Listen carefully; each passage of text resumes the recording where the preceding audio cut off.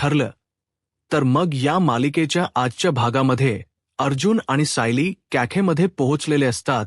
अर्जुनला message येताच अर्जुन सायलीला म्हणतो, त्याचाच मेसेज आलाय, मी त्याला अगोदर लोकेशन पाठवतो आणि सगळं काही सांगतो असं म्हणत आता अर्जुन मेसेज करत म्हणतो की हो, आम्ही तिथे पोहोचलोच आहोत, तू सुद्धा या कॅफेमध्येच ये आणि हो, इथे आल्यानंतर मला मेसेज कर. तर दुसरीकडे पाहायला मिळतं की आता अधिराज आपल्या ड्रायव्हरला म्हणतो, विनोद दादा, तुम्हाला माहीत आहे माझ्याकडे मोजता येणार नाही इतका पैसा आहे, परंतु तो पैसा खर्च करायला, त्या पैशावर अधिकार दाखवायला जवळची व्यक्तीच नाही. आयुष्यात प्रेम नसण्याच दुःख काय असतं ना, हे तुम्हाला नाही कळणार. मी जे करू शकतो ते करू शकतो आणि तुमच्याकडे तुमची आई आहे. तुम्ही तुमच्या आईची काळजी घ्या. त्यासाठी लागेल तितका खर्च करायला मी तयार आहे. आता मात्र विनोद दादा तिथून निघून जातात. तर इकडे हे सगळं काही प्रियाने ऐकलेलं असतं. प्रिया विचार करत म्हणते, बापरे, याने 10 लाख रुपये सहज कोणाच्या तरी आईला तिच्यावर होणाऱ्या उपचारांसाठी देऊन टाकलेत, म्हणजे तिच्या ट्रीटमेंटसाठी सहज 10 लाख रुपये दिलेत या माणसाने. आणि एवढे पैसे आहे या माणसाकडे, नक्की हा कोण आहे, कोण, असं म्हणत आता प्रिया विचार करू लागते. आता प्रिया विचार करत म्हणते, आणि हो, खरंच हा एकटा असेल तर याची न मोजता येणारी संपत्ती वाया नको कोणाच्या आईला. आणि त्यासाठीच प्रिया आपल्या गळ्यातील मंगळसूत्र काढून पर्समध्ये ठेवते आणि गाडीमध्ये ठेवलेल्या वानसामानाच्या पिशव्या ती पुन्हा एकदा हातात घेते आणि त्या रस्त्याने चालत असते. आता मुद्दामहून प्रिया अधिराजच्या समोरून जाते. आता अधिराजच्या समोर येताच इथे प्रिया चक्कर येण्याच नाटक करते आणि मुद्दामून अधिराजच्या अंगावर पडून घेते आणि म्हणू लागते, आई, चक्कर आली. तर आता अधिराज तिला सावरतो आणि विचारतो, मॅडम, काय झालंय, तुम्हाला कोणता त्रास होतोय का? तर आता प्रिया म्हणू लागते की हो, मला चक्कर येते. तर आता अधिराज प्रियाला म्हणतो, तुम्हाला जरा बसण्याची गरज आहे, थांबा. तुम्ही इथे खाली कुठे बसू नका, तुम्ही गाडीतच बसा, असं म्हणत अधिराज गाडीचा दरवाजा उघडतो आणि प्रियाला गाडीत स्वतो. तर आता प्रिया मनाशीच म्हणते, ही आलिशान गाडी कायमची माझी झाली तर किती बरं होईल.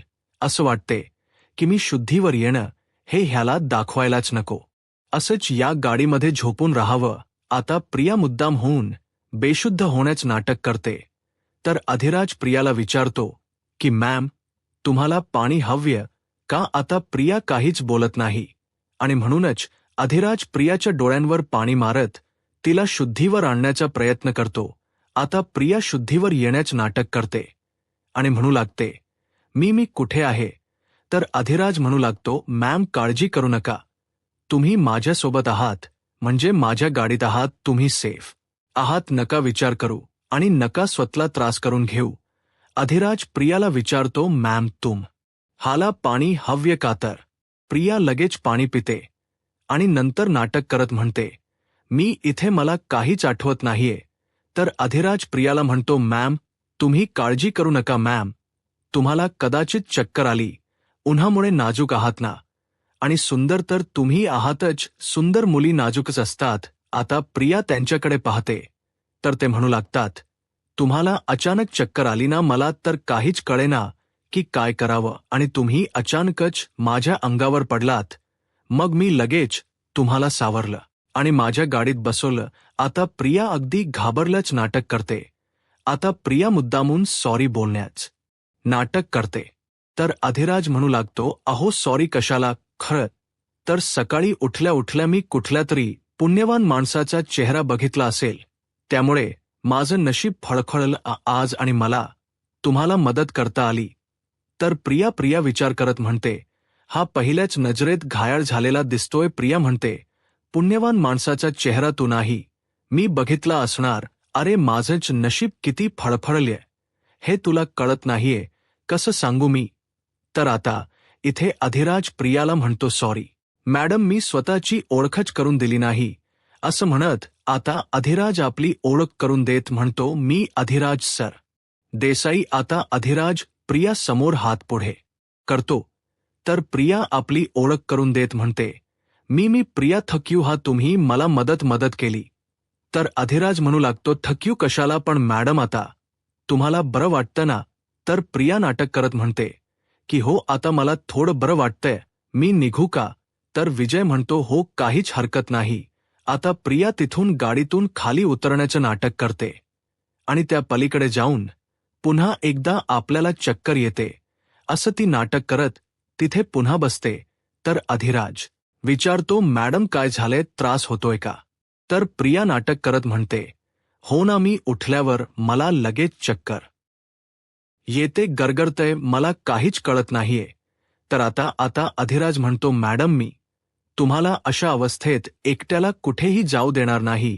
असं म्हणत अधिराज स्वतःच्या रुमालानेच प्रियाचा घाम पुसतो, तिला शांत करतो आणि म्हणू लागतो, मॅडम खरंच तुम्हाला काहीतरी पिण्याची गरज आहे. खरं सांगू का, तुम्हाला त्रास होतोय आणि ते मी नाही पाहू शकत, त्यामुळे इथे बाजूलाच एक कॅफे आहे, आपण तिथे जाऊया. तुम्ही जरा कोल्ड्रिंक प्या, म्हणजे तुम्हाला बरं वाटेल, कारण तुम्हाला जर काही झालं तर मी स्वतःला माफ नाही करू शकत, त्यामुळे मॅडम मी तुम्हाला एकट्याला कुठेच जाऊ देणार नाही. तर प्रिया अगदी अधिराजला नाटक करत म्हणते, नको नको, उगाच तुम्हाला कशाला त्रास. तर अधिराज म्हणतो, मला कसला आलाय त्रास, आणि एवढ्या सुंदर मुलीला मदत करण्याचा त्रास वगैरे काही नसतो. तर आता प्रिया म्हणते, अहो पण. तर अधिराज म्हणू लागतो, पण वगैरे काही नाहीये, इथे जवळच एक कॅफे आहे, आपण तिथे जातोय कोल्ड्रिंक पिण्यासाठी. तुम्हाला तिथलं कोल्ड्रिंक नक्कीच आवडेल, पण जर नाही आवडलं तर ते कॅफेस मी विकत घेईन आणि मग त्यांना सांगेन की मॅडमना जसं कोल्ड्रिंक हवंय तसं बनवून द्या. आता हे ऐकल्यानंतर प्रियाच्या चेहऱ्यावरची स्माईल पाहून अधिराज म्हणतो, कमाल आहे, किती छान स्माईल आहे तुमची, खरं तर कमाल आहे, तुम्ही हसल्यावर अजून सुंदर दिसता, हे सगळं काही कसं मॅनेज करता तुम्ही. तर प्रिया नाटक करत म्हणते, जाऊयात का आता आपण कॅफेला. तर आता अधिराज म्हणतो, शुअर. असं म्हणत आता अधिराज प्रियाला कॅफेला घेऊन जातो. आता अधिराज गाडीत बसण्या अगोदर मोबाईल पाहतो, अर्जुनचे मेसेज पाहतो आणि त्यानंतर प्रियाला घेऊन कॅफेच्या दिशेने निघालेला असतो. तर दुसरीकडे पाहायला मिळतं, आता इथे सायली अर्जुनला म्हणते, अहो आता तरी सांगा ना, हा अधिराज कोण आहे. तर आता अर्जुन म्हणू लागतो, अधिराज सरदेसाई, हा माझ्या कॉलेजमध्ये होता, परंतु त्याने अर्धवटच कॉलेज सोडलं, कारण तसंही त्याला लॉ करायचं नव्हतं आणि त्याला लॉयर व्हायचंही नव्हतं. त्यांचा फॅमिली बिझनेस आहे. खरं तर या साहेबांना ना ॲक्टर व्हायचं होतं. आमच्या कॉलेजच्या यूथ फेस्टिवलमध्ये बेस्ट ॲक्टरचा अवॉर्डही त्याला मिळाला. तर सायली म्हणू लागते, पण आपण तुमच्या कॉलेजच्या मित्रांना ज्यावेळी मागे भेटलो त्यावेळी यांना बघितलं असं मला तरी आठवत नाही. तर अर्जुन म्हणतो, त्यावेळी तो इंडियात नव्हता, इंडियाच्या बाहेर होता आणि म्हणूनच तो येऊ शकला नाही. पण आता जेव्हा आपण डिस्कस करत होतो त्यावेळी मला वाटलं की या कामासाठी तो अगदी परफेक्ट आहे. नाही म्हणजे या निमित्ताने आपलं कामही होईल आणि त्याची ॲक्टिंगची हाऊस त्या निमित्ताने का होई ना पूर्ण तरी होईल. तर आता सायली अर्जुनला म्हणते पुन्हा एकदा म्हणजे. तर आता अर्जुनला सायली विचारते, या अगोदर सुद्धा तुम्ही त्यांची हेल्प घेतली होती का. तर अर्जुन म्हणतो की हो, या अगोदर सुद्धा माझ्या 1-2 केसेससाठी त्याने मला हेल्प केली होती. काय मस्त ॲक्टिंग केली होती त्याने, मला आजही आठवते. खरं सांगू का, एका केसमध्ये एक क्लायंट खरं बोलतोय की नाही याचं कन्फर्मेशन करण्यासाठी मी फक्त त्याला पाठवलं होतं, तेव्हा तर हा साऊथ इंडियन बनून गेला होता. त्यावेळी माझ्या क्लायंटला संशय सुद्धा आला नाही, त्या माणसाला कळाल सुद्धा नाही की हा मराठी माणूस आहे आणि फक्त साऊथ इंडियनची ॲक्टिंग करत आहे. कमाल ॲक्टिंग करतो, खरंच तुलाही आवडेल त्याची ॲक्टिंग. तर सायली म्हणू लागते, म्हणजेच आता अधिराज भाऊजींच्या मदतीने आपल्याला प्रियाच पितळ उघड पाडता येईल. तर अर्जुन म्हणतो की हो. तर दुसरीकडे सुभेदारांच्या घरी आपल्याला पाहायला मिळतं स्मिता तिच्या बाळाला खेळवत असते. परंतु अस्मिताच्या डोक्यात मात्र इथे फक्त सचिनचे विचार चालू असतात. अस्मिताला सचिनच बोलणं आठवतं मला. त्या साक्षी शिखरेने गोडाऊनमध्ये बंद करून ठेवलं होतं. मी फक्त तिला समीरा शेखर म्हणून ओळखत होतो. मी मान्य करतो, मी वाहत गेलो, माझ्याकडून खूप मोठी चूक झाली, असं म्हणत सचिन रडतच अस्मिताची आणि घरच्यांची माफी मागत असतो.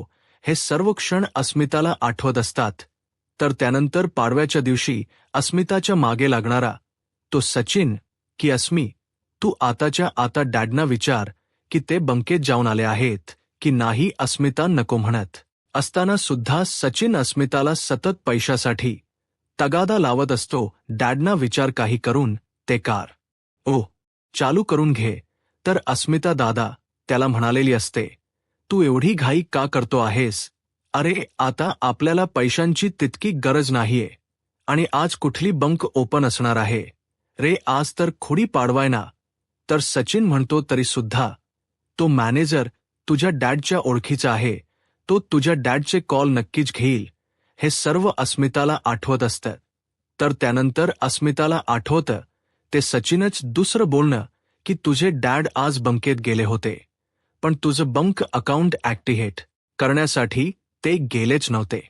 इनफॅक्ट ते मॅनेजरला हे सांगण्यासाठी गेले होते की कोणत्याही परिस्थितीत त्यांच्या मुलीला पैसे मिळायला नकोत. आणि पैशासाठी सतत अस्मिताच्या मागे लागणारा सचिन आणि अचानकच अस्मिताला कपाटात मिळणारे ते एवढे सारे पैसे आणि त्यावेळी सचिनने केलेली ती सार्व.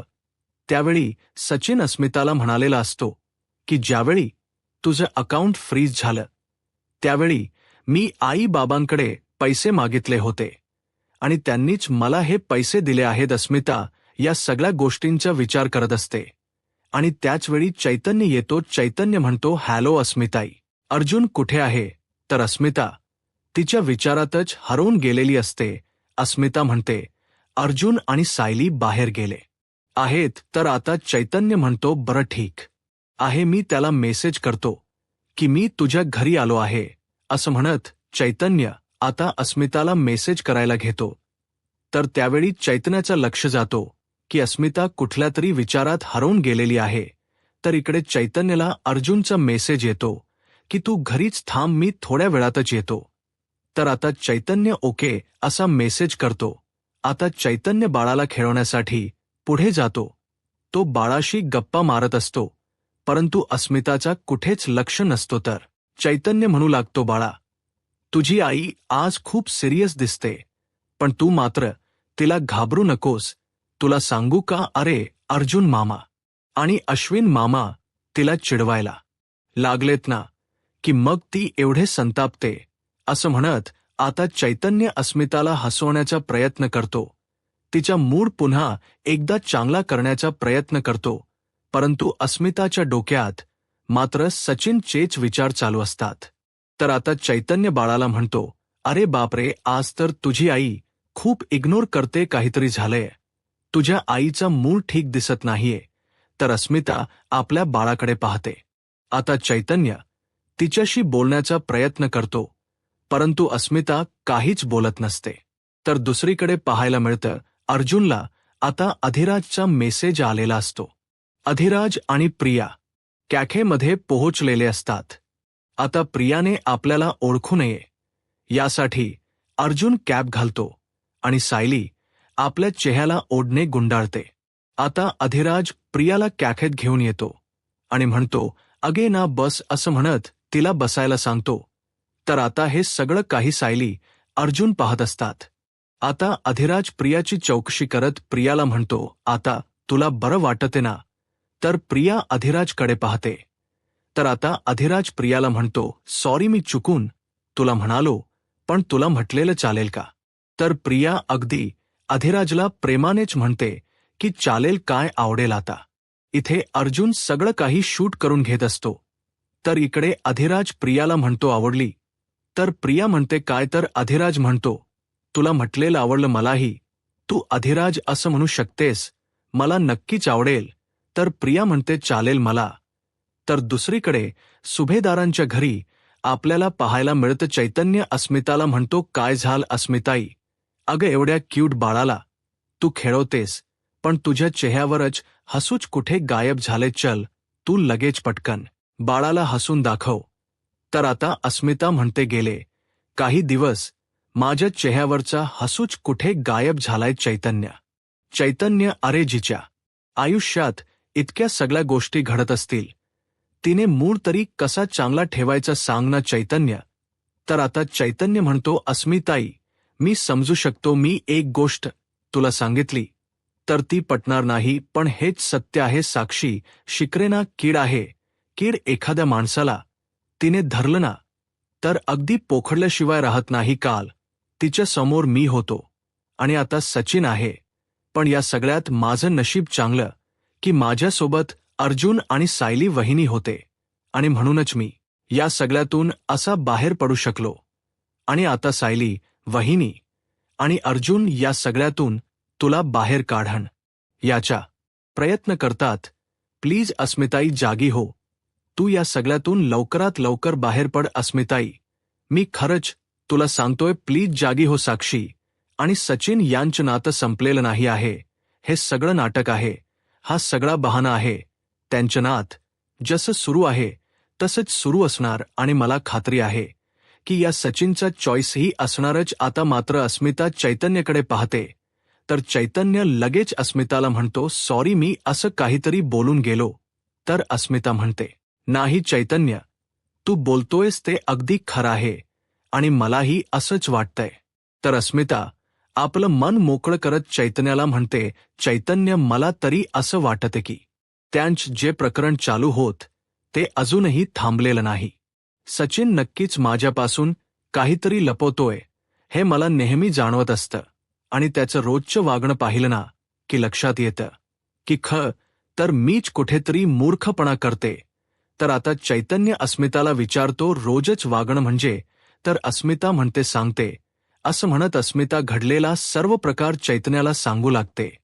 तर दुसरीकडे कॅफेमध्ये आपल्याला पाहायला मिळतं अधिराजने तर प्रियाला चांगलं चाळ्या तोडलेलं असतं.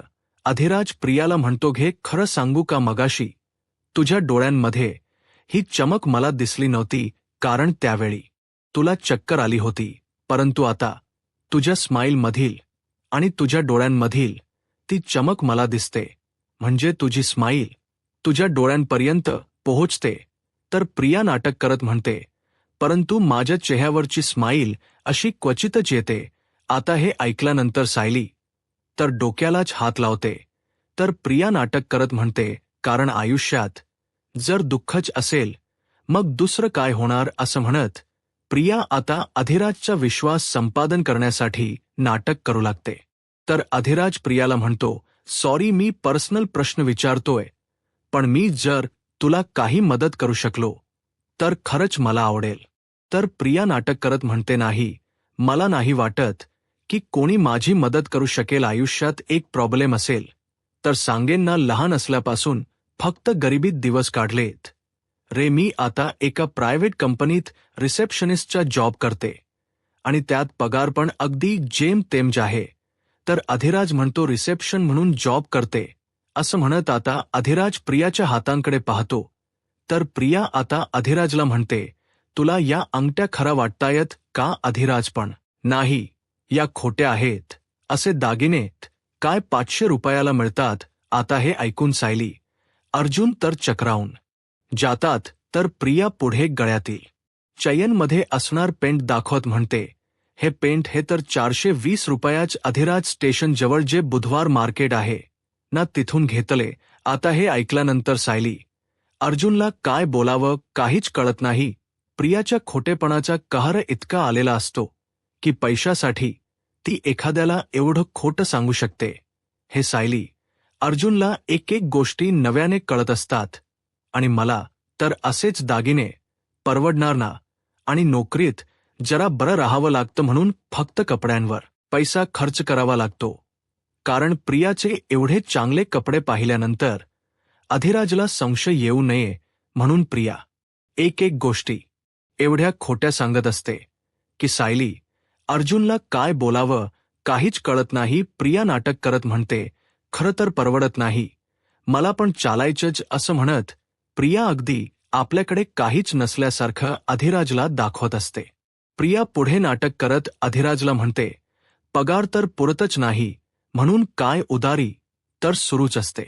हे वानसमान हे बघतोयस ना, ते सुद्धा उदारीवरच घेतला आहे. तो दुकानदार गेल्या 3 महिन्याचे थकलेले पैसे मागत होता. अगदी हातपाय जोडून विनवण्या केल्या म्हटलं, आजच्या आत्ताचा हा 1 महिना दे राशन. त्यावेळी कुठे त्यांनी मला हा वानसमान दिला आहे. तर आता अधिराज प्रियाला प्रश्न करत म्हणतो, तुझ्या व्यतिरिक्त घरी कोणी कमावणार आहे का? तर प्रिया म्हणते, आई बाबा आहेत, पण आईला कॅन्सर झालाय आणि बाबा, त्यांना या सगळ्या परिस्थितीमुळे, या सगळ्या विचारांमुळे मध्येच पॅरालाइजचा अटॅक आला. आता हे ऐकल्यानंतर सायली, अर्जुन थक्कच होतात. प्रियाच खोट्यावर खोट बोलणं चालूच असतं आणि यापेक्षाही खोट बोलत प्रिया म्हणते, मला एक लहान बहीण सुद्धा आहे. ती यावर्षी 10वीला आहे आणि त्याच्यापेक्षा एक लहान भाऊ सुद्धा आहे. या दोघांच्या शिक्षणाचा खर्च मलाच करावा लागतो. आता प्रियाच हे खोट बोलणं अधिराजला सुद्धा पचवणं जड जात असतं. परंतु अर्जुनच्या सांगण्यावरून अधिराज मात्र अगदी परफेक्ट ऍक्टिंग करत असतो. आता हे सगळं काही सायली, अर्जुन शूट करून घेत असतात. तर प्रिया खोट बोलत पुढे अधिराजला म्हणते, खरं सांगू का, मला त्या दोघांनाही खूप शिकून मोठं करायचं आहे. तर अधिराज प्रियाला म्हणतो, तू तुझ्या फॅमिलीसाठी इतकं सगळं करतेस ना प्रिया, खरं सांगू का, तुझ्यासारख्या मुली खरंच क्वचितच मिळतात. तर प्रिया अधिराजला म्हणते, मी कितीही खंबीर असले तरी सुद्धा या सगळ्या गोष्टींचा खूप ताण येतोय रे, खूप त्रास होतो या सगळ्याचा. म्हणूनच कदाचित मगाशी मला चक्कर आली असावी. आता मात्र सायली खूप चिडते आणि अर्जुनला म्हणते, धाकटी बहीण आणि धाकटे भाऊ हे कुठून आलेत? तर अर्जुन म्हणतो, त्यात आईला कॅन्सर आणि बाबांना पॅरालाइज हे कुठून आले सांग ना. अर्जुन सायलीला म्हणतो, 1 नंबरची खोटारडी मुलगी ही तोंडाला येईल ते बोलतीय. तर सायली अर्जुनला म्हणते, या अगोदर सुद्धा सगळ्या मुलांना अशीच खोटी कारण सांगितली असतील, सगळ्यांना जाळ्यात ओढल असेल आणि असंच लुबाडल असेल, पण तेव्हाच ठीक आहे. आता हीच लग्न झालंय ही गोष्टही विसरली आहे का आता? इथे प्रियाला फोन येत असतो.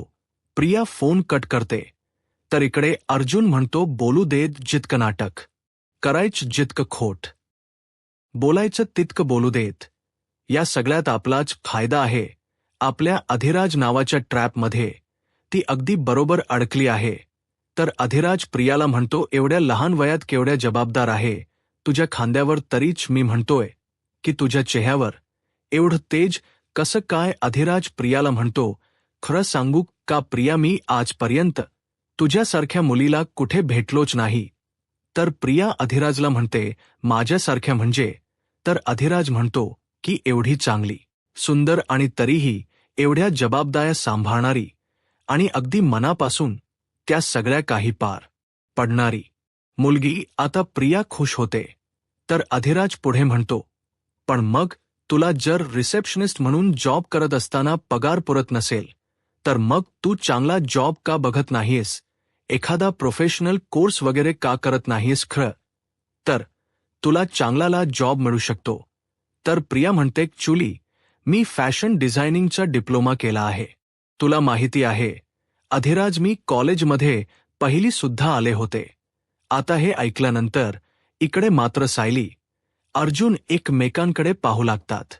प्रियाच खोट काही संपत नसतं. आता अधिराज प्रश्न करत साय प्रियाला म्हणतो, कुठला कोर्स? Fashion designing? तर प्रिया म्हणते, हो. तर अधिराज म्हणतो, फॅशन डिझायनिंग हा तर खूप महागडा कोर्स आहे, मग त्याची तू फी कशी काय भरलीस?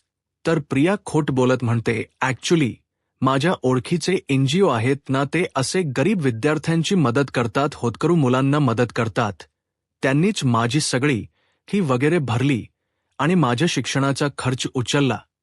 तर अधिराज प्रियाला प्रश्न करत म्हणतो, मग ते जर तुला एवढी मदत करू शकतात, मग तुझ्या भावा बहिणीच्या शिक्षणाचा खर्च ते का नाही उचलत? ते का नाही तुला मदत करत आहेत?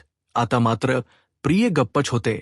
काहीतरी उत्तर द्यावं म्हणून प्रिय अधिराजला म्हणते, नाही तसं नाही, पण काय आहे त्यांची पॉलिसी आहे, एका कुटुंबातील एकाच व्यक्तीच्या शिक्षणाचा खर्च ते उचलू शकतात आणि त्या पॉलिसीनुसारच त्यांनी फक्त माझ्या शिक्षणाचा खर्च उचलला.